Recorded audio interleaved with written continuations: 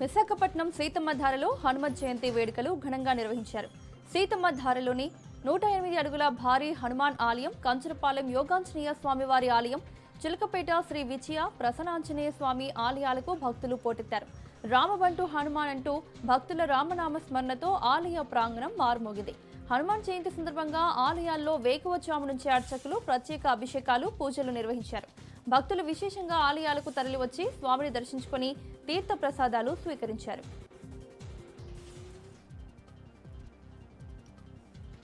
తిరుపతి శ్రీ తాతయ్యగుంట గంగమ్మ జాతర కొనసాగుతోంది.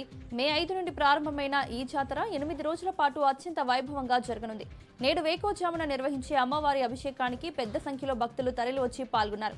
పంబలు వాయిద్యాల మధ్య అమ్మవారికి పాలు, తేనె, పసుపు, గంధం, నారికేల జలం, పంచామృతంతో పాటుగా సుగంధ ద్రవ్యాలతో అభిషేకించారు. గంగమ్మ నామస్మరణల మధ్య ఆలయం మారుమోగింది. చివరి రోజున అమ్మవారి మట్టి విగ్రహాన్ని పగలగొట్టి జాతరను ముగిస్తారు.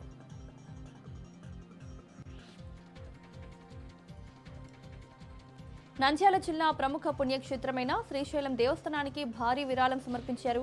అన్నమయ్య జిల్లా మదనపల్లికి చెందిన దినేష్ కుటుంబ సభ్యులు దేవస్థానానికి వెండి నాగాభరణం విరాళంగా అందజేశారు.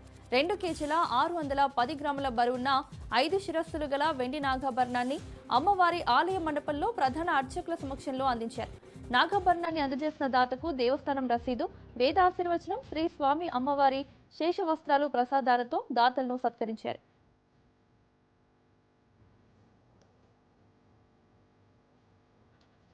శ్రీవారిని పలువురు సినీ ప్రముఖులు దర్శించుకున్నారు. ఉదయం నటుడు రాజశేఖర్, జీవిత, శివాత్మిక, శివాని, హీరో తనీష్ వేరువేరుగా ఆలయంలోకి వెళ్లి శ్రీవారి మూల విరాట్ను దర్శించుకుని హుండీలో కానుకలు సమర్పించి మొక్కులు చెల్లించారు.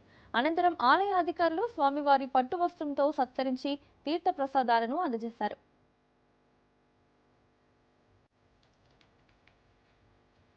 కడప వైసీపీ మాజీ డిప్యూటీ మేయర్ బండి నిత్యానందరెడ్డిని వైద్య పరీక్షల కోసం కడప రిమ్స్ హాస్పిటల్ కు పోలీసులు పెద్ద దస్తగిరి హత్య కేసులో ప్రధాన నిందితుడిగా ఆరోపణలు ఎదుర్కొంటూ 20 రోజులుగా పరారీలో ఉండి చివరకు నిన్న కడప ఎస్పీ ముందు నింపారు.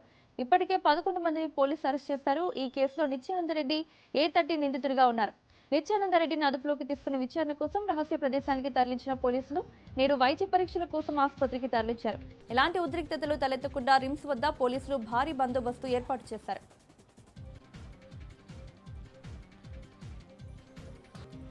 మహబూబాబాద్ జిల్లా వ్యాప్తంగా హనుమాన్ జయంతి వేడుకలను వైభవంగా నిర్వహించారు. ఉదయం నుంచే భక్తులు భారీ సంఖ్యలో హనుమాన్ ఆలయాలకు చేరుకుని అభిషేకాలు, హోమాలు, తమలపాకులతో ప్రత్యేక పూజలు చేసి స్వామివారి తీర్థ ప్రసాదాలను స్వీకరించారు. పట్టణంలోని పంచముఖ ఆంజనేయ స్వామి ఆలయం నుంచి విశ్వ హిందూ పరిషత్, బజరంగ్ దళ్, బీజేపీ శ్రేణుల ఆధ్వర్యంలో మేళతాళాలతో బాణసంచా కాలుస్తూ పురవీధుల గుండా శోభాయాత్రను నిర్వహించారు. పట్టణం వీధుల్లో కాషాయ జెండాలు ప్రత్యేక ఆకర్షణగా నిలవగా శోభాయాత్రలో జై శ్రీరామ్ నినాదాలు మారుమోగాయి. ఎలాంటి అవాంఛనీయ సంఘటనలు చోటు చేసుకోకుండా పోలీసులు భారీ బందోబస్తును ఏర్పాటు చేశారు.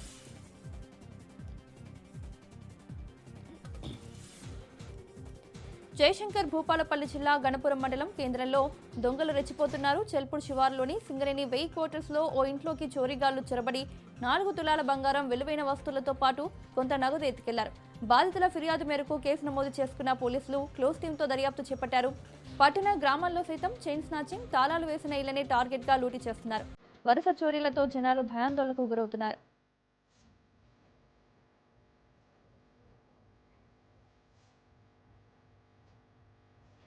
కాకినాడ జిల్లా సామర్లకోట మున్సిపల్ కార్యాలయంలో ఏసీబీ దాడులు చేశారు.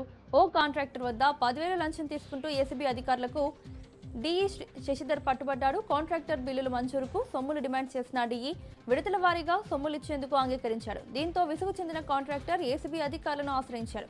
డీఈని అదుపులోకి తీసుకున్న అధికారులు విచారణ చేపట్టారు.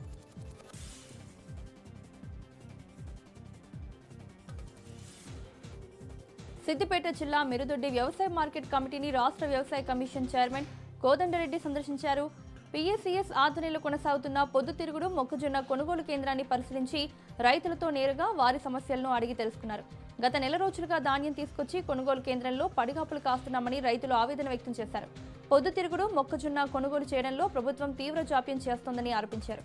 కేంద్రంలో కొనుగోలు జరగకపోవడంతో తప్పనిసరి పరిస్థితుల్లో దళాలను ఆశ్రయించి నష్టపోతున్నామని, క్వింటాల్కు 2,000 నుంచి 2,500 రూపాయల వరకు తక్కువకు అమ్ముకోవాల్సి వస్తోందని వాపోతున్నారు. వెంటనే సంబంధిత అధికారులతో మాట్లాడి త్వరలోనే కొనుగోలు ప్రారంభమయ్యేలా చర్యలు తీసుకుంటారని వ్యవసాయ కమిషన్ చైర్మన్ హామీ ఇచ్చారు.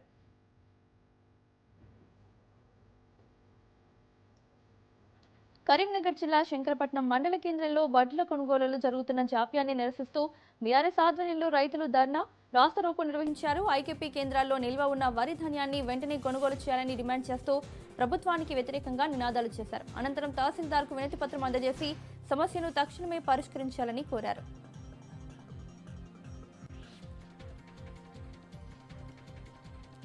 సమిష్టి పోరాటాల విజయంతోనే విశాఖ రైల్వే జోన్ సాధించగలిగామని సిపిఐ నేతలు అంటున్నారు.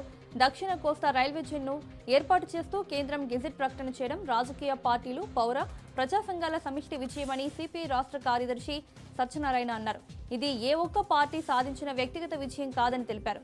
జోన్ ఫలితాలు ఉత్తరాంధ్ర ప్రజలకు చేరేలా అందరం కలిసి కృషి చేద్దామని సిపిఐ పిలుపునిచ్చింది.